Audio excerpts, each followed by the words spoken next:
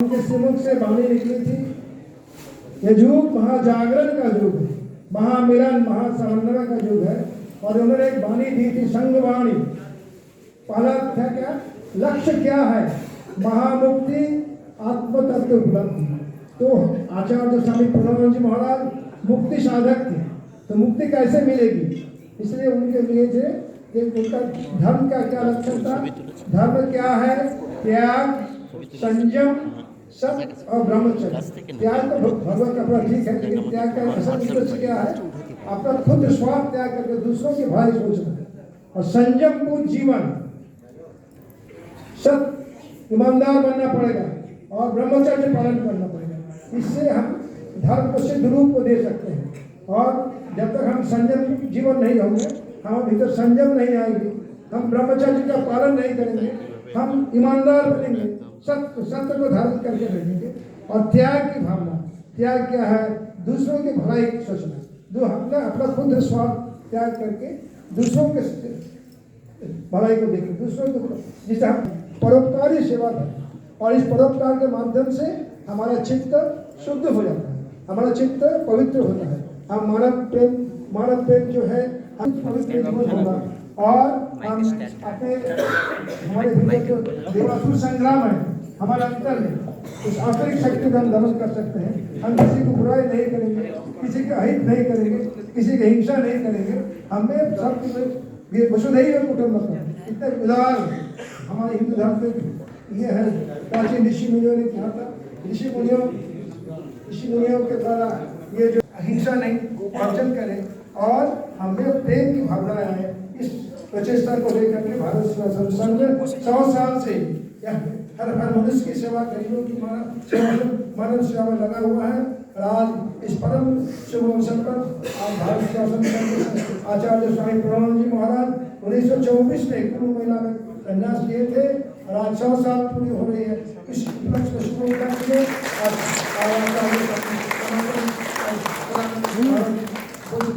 उनकी वाणी से हम कभी हम सबको अनुसारित करेंगे। स्वामी जी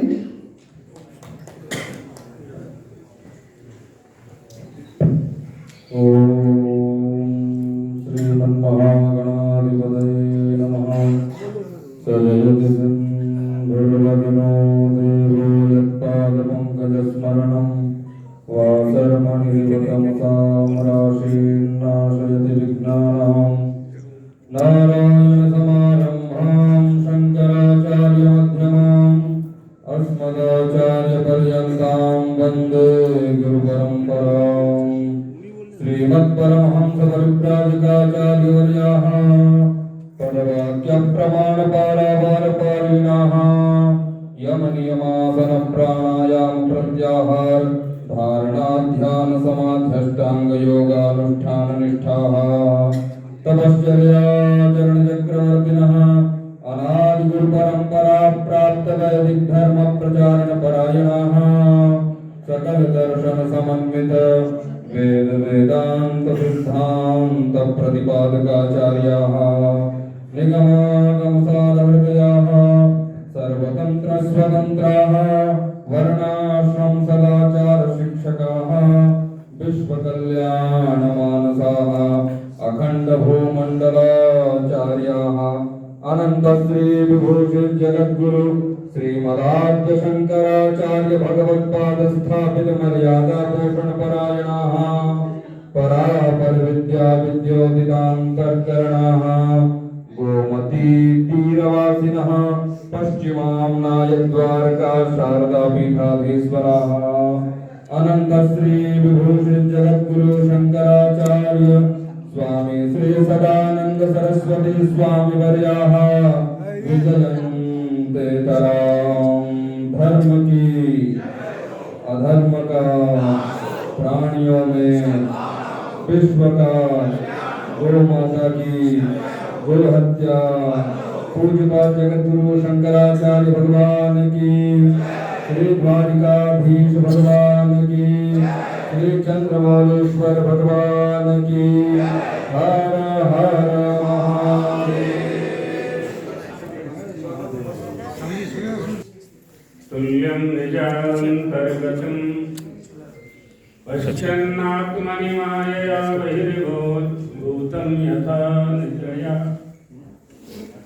यः साक्षात् कुरुते प्रबोधसमये स्वात्मानमेवाद्वयं तस्मै श्रीगुरुमूर्तये नमः इदं श्रीदक्षिणामूर्तये शङ्करं शङ्कराचार्यं केशवं बादरायणं सूत्रभाष्यकृतौ वन्दे भगवन्तौ पुनः पुनः।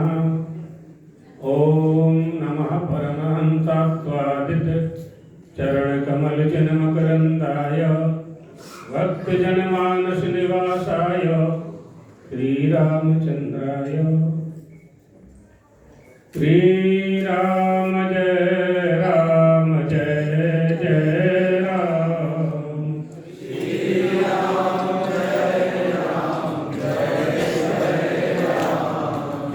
द्वारकाधीश भगवान की, आनंद कंद भगवान रामचंद्र की, भगवत पादाब्ज शंकर की, सदगुरुदेव भगवान की।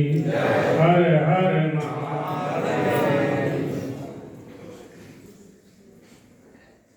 कार्यक्रम के आयोजक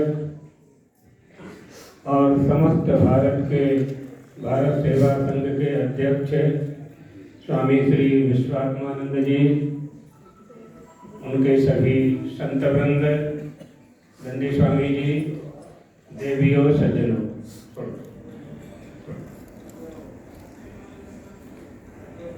स्वामी विश्वात्मानंद जी ने विवेक चूड़ामणि का स्मरण लिया।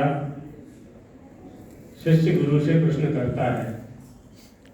विवेक चूड़ामणि के प्रारंभ में ही शिष्य गुरु से प्रश्न करता है। क्या प्रश्न करता है? कृपया श्रूयतां स्वामिन् प्रश्नोऽयं क्रियते मया। मैं एक प्रश्न करना चाहता हूँ, मेरे मन में जिज्ञासा है। गुरुदेव, मेरी जिज्ञासा को शांत करने की कृपा कीजिए।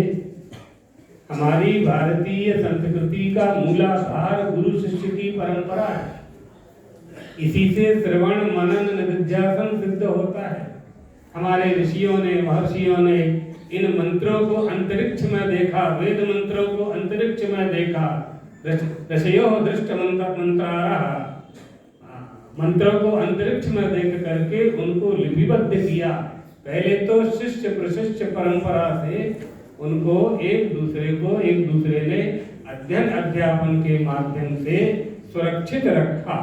फिर जब व्यवस्था हुई तो ताड़पत्र में आया, भोजपत्र में आया, फिर टंकण हुआ, फिर आज हम सबको 4 वेद, 18 पुराण, 6 शास्त्र, 14 विद्या प्राप्त हुई।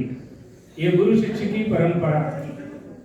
प्रश्न करता है शिष्य गुरुदेव से, जिज्ञासा आती है उसके मन में, संसार सागर से पार होने का उपाय जानना चाहता है। कहता है, को नाम बंधः कथमेश आगतः कथम प्रतिष्ठास्य कथम विमोक्षः कोशावनात्मा परमा को आत्मा तयोर विवेका कथमेन उच्यताम् कथम एतद मुच्यताम्। गुरुदेव बताइए, बंधन क्या है, मोक्ष क्या है, आत्मा क्या है, अनात्मा क्या है? बंधन से मुक्त कैसे हुआ जा सकता है? कौन सा उपाय है संसार में रह करके परमात्मा की प्राप्ति का? संसार के बंधन में आ गए हैं, हम बंधन में पड़े हैं। हमें संसार ने पकड़ा है कि हमने संसार को पकड़ा है? ये विवेकवती बुद्धि सभी में नहीं होती। गुरुदेव, कोई सरल उपाय हो तो बताइए। ये हमारी परंपरा थी। शिष्यों के मन में, जिज्ञासुओं के मन में जब ये प्रश्न पैदा होते थे, जानने की इच्छा पैदा होती थी, तब वह गुरु की शरण में जाया करते थे। इसलिए भगवान अर्जुन को उपदेश देते हुए कहते हैं, तद विद्य प्रणिपातेन परिप्रश्नेन सेवया उपदेक्ष्यन्ति ते ज्ञानम ज्ञानिनस्तत्त्वदर्शिनः। तद विद्धि तद माने सह, सह माने वह माने ईश्वर। उस पर ब्रह्म नित्य शुद्ध बुद्ध मुक्त परमात्मा को जानने के लिए विद्धि माने जानो, जानने का प्रयास करो, जो जानने योग्य है। तद विद्धि प्रणिपातेन, प्रणिपात होकर के गुरु की शरण में जाए और उनसे जाकर के प्रार्थना करें कि गुरुदेव, मैंने संसार का सारा सुख दुख देख लिया है, मुझे कहीं शांति प्राप्त नहीं हुई है, कहीं आनंद की प्राप्ति नहीं हुई है, कहीं ईश्वरानुभूति नहीं हुई है। अब मैं आपकी शरण में आया हूं। परीक्षा लोकाम, लोकालोक की परीक्षा कर ली मैंने। वेदों से अपरा विद्या से प्राप्त जितना जो कुछ भी है सब वह मैंने जान लिया। मुझे सुख नहीं मिला, मुझे शांति नहीं प्राप्त हुई। उस ब्रह्म ज्ञान को जानने के लिए, यानी परा विद्या को, ब्रह्म विद्या को प्राप्त करने के लिए श्रोत्रिय ब्रह्मनिष्ठ गुरु की शरण में जाना चाहिए। ये हमारी भारतीय गुरु परंपरा है। इसी परंपरा में आप सब बैठे हुए हैं। अभी स्वामी जी ने कहा शताब्दी 100 वर्ष हो गए। हाँ, आज के दिन ही 100 वर्ष हुए हैं। उनका संन्यास हुआ और दिशा बोध उन्होंने प्राप्त कराया और आज आप सब मिलकर के उनका शताब्दी समारोह मना रहे हैं। ये गुरु शिष्य की परंपरा ना होती तो आज हमें यह ज्ञान ही ना होता, समझ में ही नहीं आती बात। क्योंकि विधर्मियों ने हमारे देश पर बौद्धिक आक्रमण करके कह दिया था वेदाः अप्रमाणम, वेद प्रमाण नहीं है। ये उद्घोष होने लगा था। अभी हमारे छोटे गुरु भाई ब्रह्मचारी ब्रह्म विद्यानंद ने कहा कब उनका अवतार हुआ, आद्य शंकराचार्य का। आद्य शंकराचार्य ना होते तो आज हिंदू धर्म का नाम लेने वाला नहीं होता। उस समय उन्होंने सनातन धर्म की, हिंदू धर्म की रक्षा की। 2500, 2530 वर्ष पहले। तो भगवत पादार्थ शंकर ने कहा वेदाः स्वतः प्रमाणम, वेद ही प्रमाण है, वेद ही प्रमाण है। सर्वम शून्यम का सिद्धांत प्रतिपादित करने वाले राजा सुधन्वा की सभा में जब शास्त्रार्थ हुआ, हजारों बौद्ध पंडित सामने बैठे हुए थे। एक आद्य शंकर थे, उन्होंने अपना पक्ष रखा, स्थापित किया, शून्य के सिवाय कुछ नहीं है। आद्य शंकर ने कहा जो कह रहा है सर्वम शून्यम, वो है कि नहीं है? और यदि वो है तो शून्य कहाँ हुआ? यदि वो जो किसी भी तरह से खंडित ना हो सके, खंडित नहीं होना चाहिए, सिद्धांत का खंडन कोई ना कर सके, ऐसे सिद्धांत का प्रतिपादन होना चाहिए। वेद ही प्रमाण है। और उन्होंने पंचदेवोपासना का आदेश दिया और कहा वेदो नित्यमधीयताम तदुदितम कर्मत्व निष्ठीयताम। प्रतिदिन वेदों का पाठ होना चाहिए।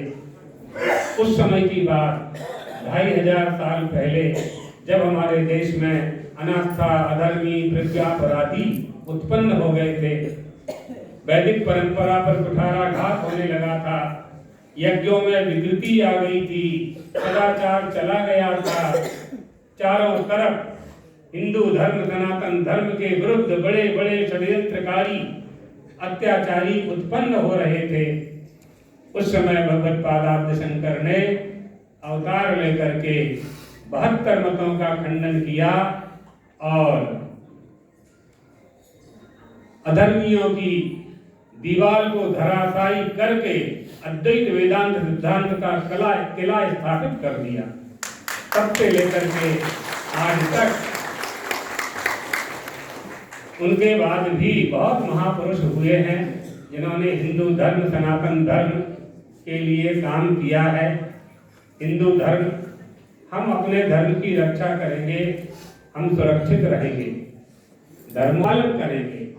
कल हमने प्रेम मंदिर में निर्गुणानंद जी ने एक आयोजन किया था, कल वहाँ हमने यही बात वहाँ कही थी हम कुछ ना करें, केवल अपने स्वधर्म का पालन करने लगे, बस सब कुछ सुरक्षित हो जाएगा, अपने आप सब कुछ सुरक्षित हो जाएगा। हम धर्म का पालन करते नहीं हैं और धर्म का उपदेश करते हैं, तो वो उपदेश हमारे श्रोताओं के गले के नीचे नहीं उतरता है। जब तक हम स्वयं आचरण नहीं करेंगे, जब तक हम खुद सदाचार के मार्ग पर नहीं चलेंगे, तब तक हम सदाचार के मार्ग पर चलने का उपदेश देंगे भी तो लागू नहीं होगा। जैसे नशा करने वाला पिता अपने पुत्र को नशा करने से मना नहीं कर सकता, इसी तरह से इसलिए हमारे यहाँ कहा गया, इसलिए चाणक्य ने भी उपदेश दिया है, सुखश्च मूलम धर्मः। धर्म सुख चाहिए तो धर्म का पालन करना पड़ेगा। हमारा पिता सदाचारी होना चाहिए, हमारा गुरु सदाचारी होना चाहिए, हमारी संस्कृति का पालन करने का उपदेश हमारा गुरु होना चाहिए, हमारे गुरु के प्रति हमारी ऐसी निष्ठा होनी चाहिए कि हम उसके आदेश का पालन आंख बंद करके कर सकें। एक गुरु ने अपने चेला को पीतल की थाली दी और कहा, बेटा इस थाली को ले जाओ, सोने के भाव विक्रय करके धन ले आओ। चेला गया, सुनार से कहा, थाली तो पीतल की है, लेकिन गुरु ने कहा है सोने के भाव का पैसा चाहिए। सुनार ने कहा कि तुम भी पागल हो और तुम्हारे गुरुजी भी पागल हैं। पीतल की थाली का सोने के भाव में कौन रुपया देगा? ले जाओ। वापस ले आए, गुरु से बताया, गुरु ने दूसरे चेले को बुलाया, पीतल की थाली है, सोने के भाव विक्रय करके रुपया लेके आओ। चेला गया, सुनार से कहा, सोने की थाली है, रुपया दो, इसकी कितनी कीमत है? जितना उसका रुपया होता था सोने का, उतना रुपया लिया और गुरु के चरणों में ला करके रख दिया। गुरु ने पूछा कि बेटा, पीतल की थाली सोने के भाव से कैसे विक्रय कर दी तुमने?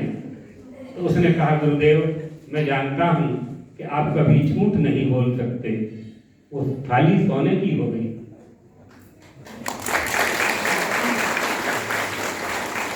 आपने मेरी निष्ठा, मेरी श्रद्धा, मेरा समर्पण, इसी तरह से फल की प्राप्ति होती है।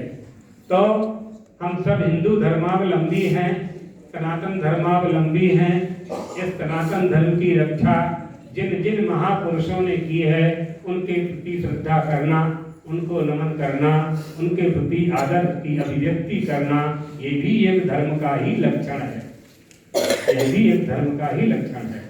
श्रुति स्मृति सदाचारः स्वस्थ च प्रियमात्मनः एवं चतुर्विधम प्राहु साक्षात धर्मस्य लक्षणम। ये धर्म के 4 लक्षण विशेष हैं। ऐसे धर्म के बहुत लक्षण हैं, ये 4 लक्षण विशेष हैं। इसमें जो सदाचार है तो शिष्टाचार ही सदाचार है, शिष्ट पुरुषों का आचार विचार ही सदाचार है।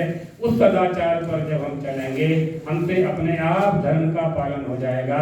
हमारे गुरुओं की पूजा करना, महापुरुषों की पूजा करना, उनके आदेश का पालन करना, उनके बताए हुए मार्ग पर चलना, ये शिष्टाचार है। और यही शिष्टाचार सदाचार है और ये सदाचार धर्म का लक्षण है। इसलिए धर्म का पालन करना मनुष्य मात्र के लिए आवश्यक होता है, होना चाहिए। का पालन किए बिना ये कभी संभव नहीं है। हमारी परंपरा में 2 धारा, इस समय 2 धारा प्रवाहित हो रही है। एक धारा जो प्राचीन है, अति प्राचीन है, जो वैदिक परंपरा प्राप्त धारा है, और दूसरी धारा वर्तमान में भौतिक विकास की धारा है। दोनों के बिना हम नहीं रह सकते हैं। रोटी कपड़ा मकान मनुष्य को चाहिए, लेकिन हमें सुख नहीं मिलेगा उससे। अगर हम वैदिक परंपरा, धार्मिक परंपरा को पकड़ लेते हैं, शास्त्रों को पकड़ लेते हैं, महापुरुषों को पकड़ लेते हैं, इन महापुरुषों ने जो बड़े बड़े धर्म की रक्षा के लिए कार्य किए हैं, उनकी आज्ञा का पालन करने लगते हैं, तो हमें भौतिक धारा में प्रवाहित होते हुए भी सुख की प्राप्ति होगी, क्योंकि हमने अपने मूल को नहीं छोड़ा, जड़ को नहीं छोड़ा। जड़ को नहीं छोड़ना है, पत्ते पे पानी नहीं डालना है, पत्ते में पानी नहीं डालना, जड़ में पानी डालना है। पूरा सनातन वृक्ष हमेशा हरा भरा बना रहेगा। इसलिए आप देखिए हमारे ऊपर माने सनातन धर्म के ऊपर कितने आक्रमण हुए हैं, सब जानते हैं, इतिहास प्रमाण है इसमें। बहुत आक्रमण हुए, धर्म को नष्ट करने के बहुत प्रयास किए, बौद्धिक आक्रमण भी हुए, डंडे के बल पर भी हुए, अत्याचार करके भी हुए, व्यभिचार भी किया गया, लूटपाट भी की गई, फिर भी हम जहाँ के तहाँ खड़े हुए हैं। इसलिए हमें सचेत होने की आवश्यकता है, इससे संतोष नहीं करना है, इससे सचेत होने की आवश्यकता है। अब उन विधर्मियों ने क्या तोड़ा और क्या लूटा, जो कुछ भी लूटा उन्होंने, जैसे हमारे मंदिरों को तोड़ा, 800 साल 600 साल 1000 साल पहले 1000 साल पहले मंदिरों को तोड़ा। क्यों तोड़ा मंदिरों को? इसलिए मंदिरों को तोड़ा कि मंदिर हिंदू धर्मावलंबियों के आस्था के केंद्र हैं, इनके आराधक परमात्मा यहाँ विद्यमान है, इसलिए उन लोगों ने मंदिरों को तोड़ा, हमने दूसरे बना लिए। अच्छा, यदि आप यह मानते हो कि हम केवल मंदिरों में ही ईश्वर की पूजा करते हैं, तो ये भी आपका भ्रम है। हम तो वन, पर्वत, अरण्य, नदी, तालाब, वृक्ष, पीपल, वट, तुलसी, पत्थर की पूजा करते हैं। हमारी दृष्टि में कण कण में परमात्मा है, हमारी दृष्टि में कण कण में परमात्मा है। हमारे धर्म में नर्मदा के कंकर कंकर कंकर हैं। किस किस को तोड़ोगे आप? पर्यावरण नष्ट करोगे। हम झाड़ की पूजा करते हैं, हम पर्वत की पूजा करते हैं, गोवर्धन पर्वत की करते हैं ना पूजा, पर्वत है ना, वृक्ष की पूजा करते हैं, बट वृक्ष में धागा बांधते हैं, पीपल की पूजा करते हैं, हनुमान जी को वहां स्थापित करते हैं। ऐसा कौन सा जड़ चेतन है जिसकी हम आराधना नहीं करते? सूर्योग्निर्ब्राह्मणो गावो वैश्रवाकं मरुज्जलम भूरात्मा सर्वभूतानि भद्र पूजा पदानि में। भगवान गोलोक जाने लगे श्री कृष्ण, हम किसकी पूजा करेंगे? भगवान ने कहा हम जहाँ जहाँ रहते हैं उनकी पूजा करना। हम कहाँ रहते हैं? उद्धव, तुम सूर्य की पूजा करना, अग्नि की पूजा करना, सूर्योग्नि ब्राह्मणों का वो ब्राह्मण की पूजा करना, गौ माता की पूजा करना, वैष्णव जो भगवान के भक्त हैं उनकी पूजा करना। भगवान की पूजा नहीं कर पाते हो, भगवान के भक्त की पूजा करना। खम आकाश की पूजा करना, कम जल की पूजा करना, खम ब्रह्म भूरात्मा सर्वभूतानि, तुम प्राणी मात्र में परमात्मा का दर्शन करना। भद्र पूजा पदानि में, ये मेरे पूजा के स्थान हैं। कहाँ कहाँ किस किस को नष्ट करोगे? किस किस को नष्ट करोगे? झाड़ के पत्ते गिर जाएंगे, दूसरे पत्ते आ जाएंगे। आप एक मंदिर तोड़ोगे, हम 10 बना लेंगे। कितना तोड़ोगे? नहीं तोड़ पाओगे, हमारी आस्था नहीं तोड़ पाओगे। ईटा पत्थर तोड़ दोगे, लेंटर तोड़ दोगे, लोहा लक्कड़ तोड़ दोगे, हमारी आस्था नहीं टूट सकती, क्योंकि हमारे शरीर में ऋषियों का रक्त प्रवाहित हो रहा है, वो कभी नष्ट नहीं हो सकता है। उनके संस्कार, उनकी संस्कृति हमारे शरीर में भरी हुई है, कोई उसे खाली नहीं कर सकता। बड़े बड़े विधर्मी चले गए, न जाने कहाँ चले गए, नरक में रास्ता देख रहे हैं और विधर्मियों के आने की। इसलिए हमें अपने धर्म के प्रति पूरी दृढ़ निष्ठा होनी चाहिए, हिंदुत्व के प्रति पूरी दृढ़ निष्ठा होना चाहिए। और भारत सेवा संघाश्रम और उनके महापुरुष, उनके संत इस काम में सनातन धर्म की सेवा, परोपकार की बात करी स्वामी जी ने। परोपकार 3 तरह के कर्म होते हैं, इष्टापूर्त दत्त कर्म। पहले इष्ट कर्म सुन लो। अग्निहोत्रम तपः सत्यम वेदानां चानुपालनम आतिथ्यम वैश्यदेवं च इष्टमित्यवधीयते। ये इष्ट कर्म है। अग्निहोत्र करना, तपस्या करना, धर्म का पालन करना, अतिथि की सेवा करना, अतिथि को भोजन कराना, सत्य बोलना, ये इष्ट कर्म है। कहा गुरुदेव हम नहीं कर सकते इतना, तो दूसरा बता दिया परोपकार। परोपकार बापी कूप तड़ागा आदि देवतायतनानि च अन्न प्रदानमारामा पूर्तमित्यभिधीयते। ये पूर्त कर्म है।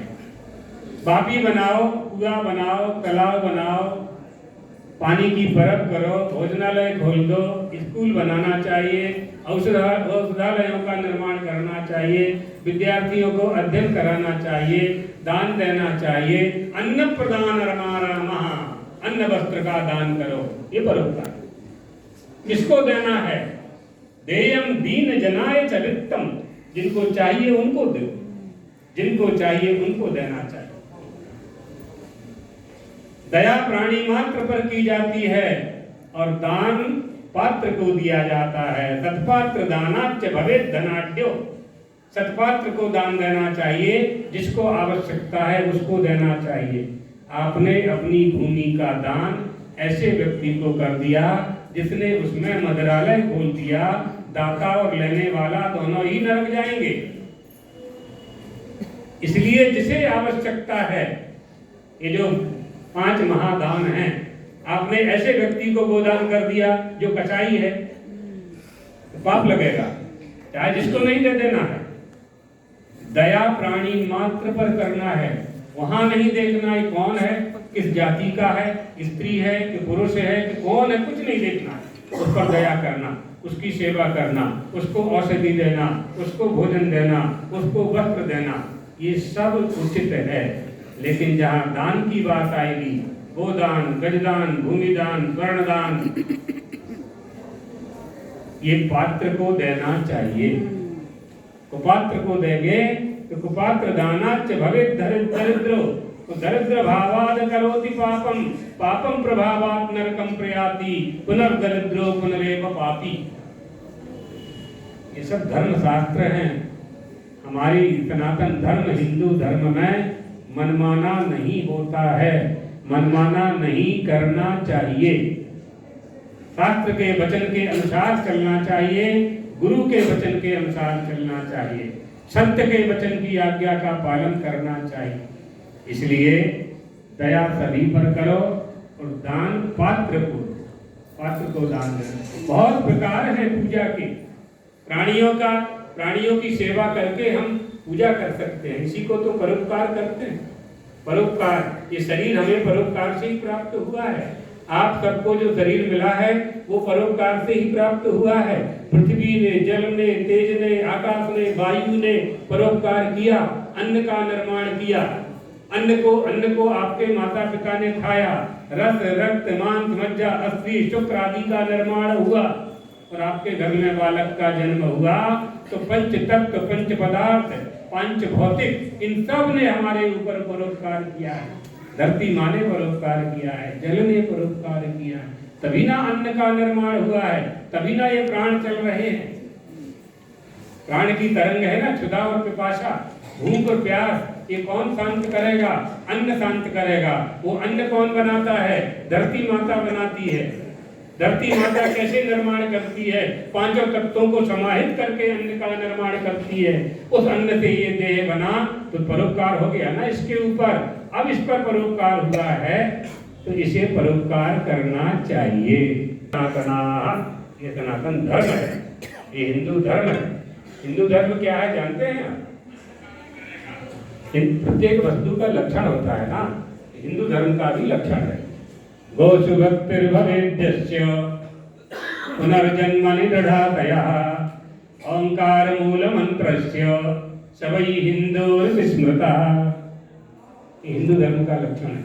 गाय में जिसकी भक्ति है, ओंकार जिसका मूल मंत्र है, पुनर्जन्म में जो विश्वास करता है, माता पिता की सेवा, मातृ देवो भव, पितृ देवो भव, आचार्य देवो भव, इस सिद्धांत का पालन करता है, सवै हिंदुर्विस्मृता, उसको हिंदू कहा जाता है।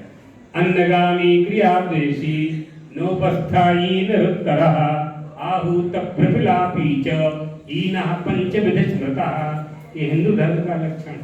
जो धर्म की निंदा करता है जो वेदों की निंदा करता है, जो राष्ट्र का अनादर करता है, उसकी जो निंदा करता है, वो हिंदू है।